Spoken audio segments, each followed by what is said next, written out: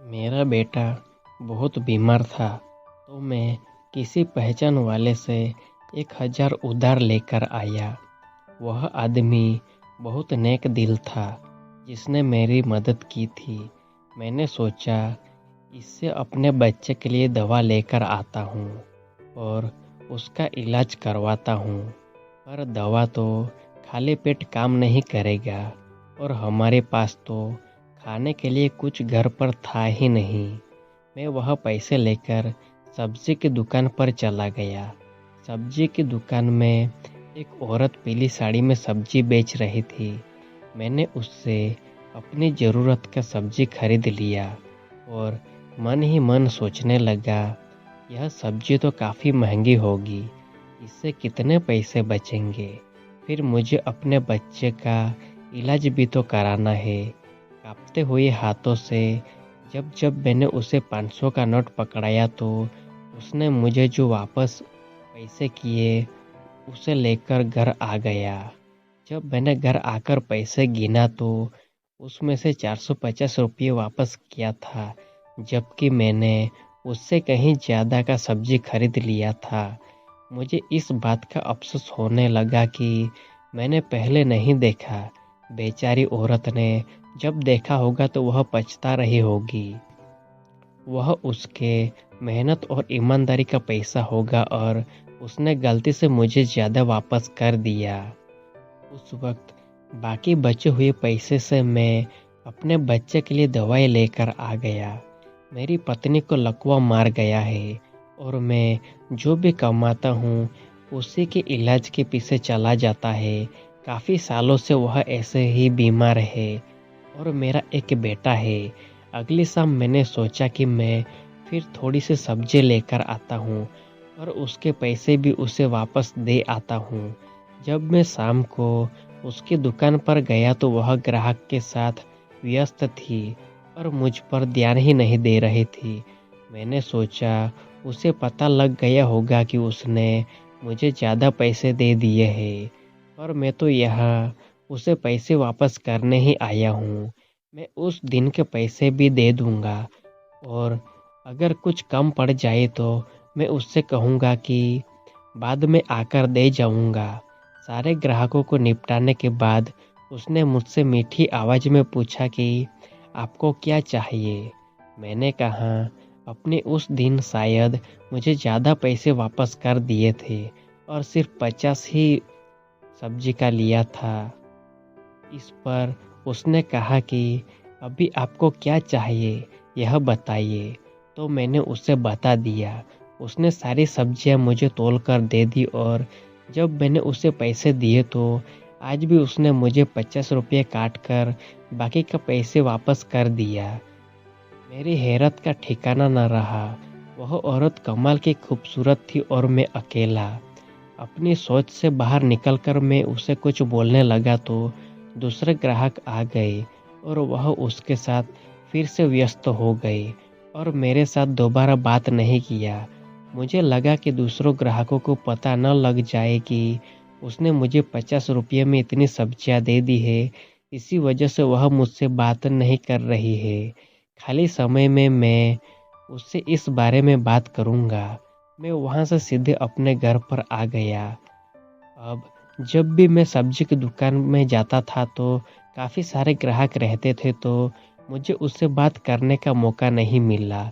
पर वह सब्जी के हमेशा ही 50 रुपये ही लिया करती थी और इससे मेरे पैसे की अब बचत होने लगी थी, जिससे मैं अपनी पत्नी का इलाज करवा रहा था। अकेले में मैं उस सब्जी वाले के बारे में सोचता रहा। जब मैं छोटा था तो मेरी माँ और पापा के बीच में अक्सर ही झगड़ा हुआ करता था। मुझे समझ नहीं आता था कि मेरी माँ को मेरे पापा से क्या परेशानी थी। हर वक्त उनके साथ बहुत ही खराब बर्ताव करती थी। पापा जो भी काम कर पैसे कमाते थे, माँ सारे पैसे रख लेती थी और पापा को ठीक से 2 वक्त का खाना भी नसीब नहीं होता था। हम 2 भाई थे। मेरा भाई बड़ा होते होते माँ ने उसे किसी को बेच दिया था। पापा के साथ इस बात पर माँ की बहुत लड़ाई हुई थी, पर हमेशा की तरह मेरे पापा कुछ नहीं कर पाए थे। मैं भी बहुत डरा रहता था कि मेरी माँ मुझे भी कभी बेच ना दे और मुझे दूसरों के घर पर गुलामी ना करना पड़े। लेकिन जैसे जैसे मैं बड़ा होता गया, एक दिन मेरी माँ ने मुझसे भी बेच दिया। मुझे जो आदमी खरीदा था वह दिन भर बहुत काम करवाता था और उसके पैसे भी नहीं देता था। बस मुझे खाने के लिए कुछ रोटियां दे दिया करता था। कुछ सालों तक मैं उसके पास काम करता रहा, लेकिन एक दिन उस आदमी ने उसकी बेटी से मेरी शादी करवा दी और शादी के बाद मुझे एक बेटा भी हो गया। लेकिन फिर मेरे ससुर चल बसे और उसके गम में मेरी पत्नी को लकवा मार दिया और उसने हमेशा के लिए बिस्तर पकड़ लिया। अब उसकी देखभाल मुझे ही करनी पड़ती है। साथ ही मैं बच्चे की देखभाल भी करता हूँ और काम भी करता हूँ। मैं मजदूरी का काम करके किसी तरह से पैसे कमाता हूँ। रात को मुझे अकेलापन महसूस होता है। मेरी ज़िंदगी बिल्कुल जहन्नुम बन चुकी है। लेकिन इस सब्जी वाले की वजह से अब मेरे पैसे बचने लगे तो मैं अपने बेटे को सरकारी स्कूल में डाल दिया। वह स्कूल जाने लगा था। सब्जी वाले से मिलकर मैं ताज़ा हो जाता था। लेकिन मैं यह सब्जी वाले के बारे में अपनी पत्नी और बेटे से कुछ नहीं कहा था, क्योंकि हमारे मोहल्ले में तो सभी लोग गरीब थे और वह औरत तो सबसे पूरे पैसे वसूल लेती थी। बस मुझसे ही 50 रुपये लेती है और मुझे यह बात बिल्कुल ही समझ नहीं आती थी कि आखिर वह मुझसे पैसे कम क्यों लेती है। कहीं वह मुझसे पसंद तो नहीं करती, पर उसने कभी मेरी ओर आंख उठाकर भी नहीं देखा। मोहल्ले के लोग जानते थे कि मेरी पत्नी बीमार रहती है, इसलिए मोहल्ले के कई अकेली औरतें मुझसे बात करने की कोशिश करती है कि मैं अपनी पत्नी को घर से निकालकर उनके साथ रिश्ता बना लूं, क्योंकि सब जानते हैं कि मैं अपनी पत्नी से बहुत परेशान हो चुका हूं। पर सिर्फ मेरी पत्नी बीमार है, इस वजह से मैं उसे घर से बाहर तो नहीं निकाल सकता और किसी दूसरी औरत के साथ संबंध नहीं बना सकता, चाहे मैं कितना भी तन्हा रहूं। एक दिन मैं उस सब्जी वाले के पास सब्जी लेने गया तो मैंने सोच लिया था कि आज उससे पूछ लूंगा कि आखिर तुम सब्जी के इतने कम पैसे क्यों लेती हो। आज वह सब्जी वाली बिल्कुल अकेली थी तो मैं उसे पूछने ही जा रहा था कि तभी दुकान पर ग्राहक आ गया और वह उसके साथ बातें करने लगी। उसने भी वही सब्जी ली थी तो उसके ज़्यादा पैसे लिए। उसके बाद उसने मुझसे बात करी। जब मैंने भी वही सब्जी ली तो उसने सिर्फ 50 रुपये लिए।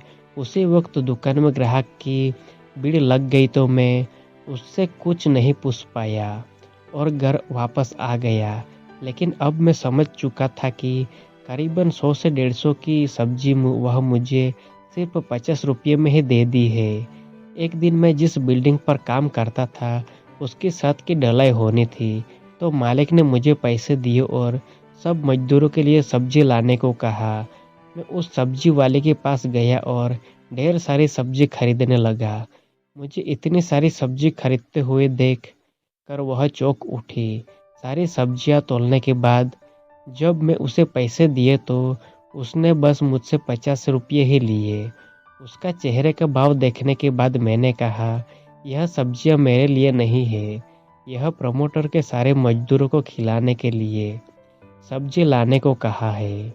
यह सुनकर उसने राहत की सांस ली और मुस्कुराई और फिर सारी सब्जी के मुझसे हिसाब से पैसे लिए। उसकी मुस्कुराहट में एक आकर्षण था। पैसे देकर मैं सब्जियां लेकर चला गया, लेकिन अब मुझसे समझ आ चुका था कि वह मुझसे ही कम पैसे लेती है। आखिर वह मुझसे चाहती क्या है। उसने कभी भी मुझसे इसके बदले में कुछ नहीं मांगा और हमेशा बहुत प्यार से बात करती है। एक दिन शाम को काम खत्म होने के बाद मैं सब्जी खरीदने गया। मैंने सोचा आज मैं उससे पूछने के बहाने बात करूंगा। दुकान में उसने किसी लड़के को काम पर लगा रखा है। उसके सामने मैं कुछ नहीं पूछ पाया, पर मैं मौके की तलाश करता रहा। वह मुझे एक सुकून भी देती थी। एक दिन मैं सब्जी लेने गया तो उसके दुकान पर वह लड़का अकेला था।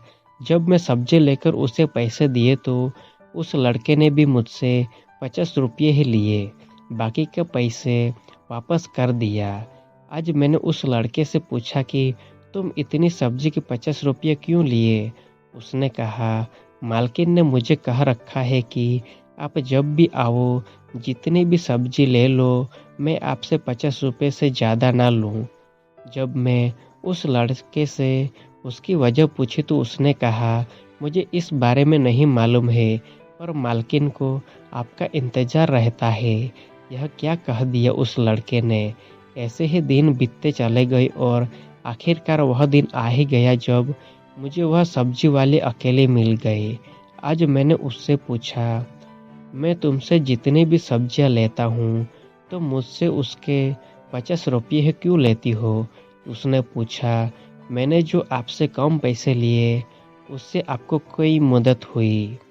मैंने कहा, मेरी बहुत मदद हुई। मेरे पैसे बचने लगे, जिस वजह से मैंने अपने बेटे को स्कूल में दाखिल करवा दिया और अपनी पत्नी का भी इलाज करवाने लगा।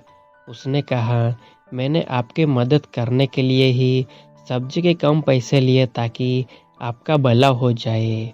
अब मैंने उससे जो पूछा वह सुनकर वह घबरा गई। मैंने कहा, मैं तो गरीब की बस्ती में ही रहता हूँ और यहाँ ज़्यादातर लोग गरीब ही हैं, और फिर तुम मेरी मदद क्यों करती हो? उसने कहा, अगर तुम यह जानना चाहते हो तो पहले तुम्हें एक वादा करना पड़ेगा कि सब जानने के बाद भी तुम मुझसे ही सब्जी लोगे। मैंने उससे वादा किया तो उसने कहा कि कल रात को तुम मेरे घर पर आ जाना, तुम्हें तुम्हारे जवाब मिल जाएगा। और उसने जल्दी से अपना पता भी मुझे दे दिया।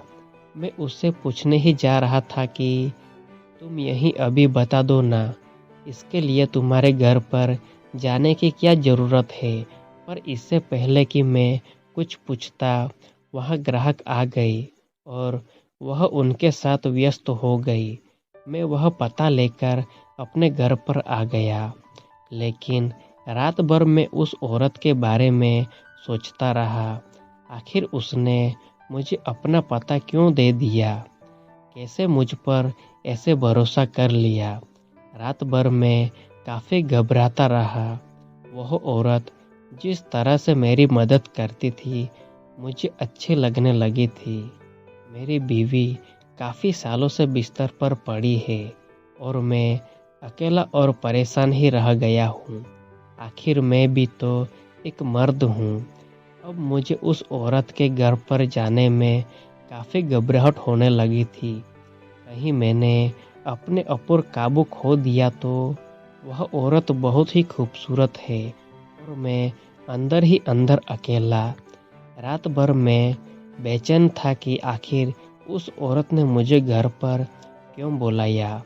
मुझे वह हमेशा अकेले ही सब्जी बेचती हुई नज़र आती है और उसको देखकर कभी नहीं लगा कि वह शादीशुदा होगी। अगली रात मैंने सोचा कि मेरे सवालों का जवाब पाने के लिए यह मेरे पास आखिरी मौका है, क्योंकि आज अगर मैं नहीं गया तो दोबारा उससे यह सवाल नहीं पूछ पाऊंगा।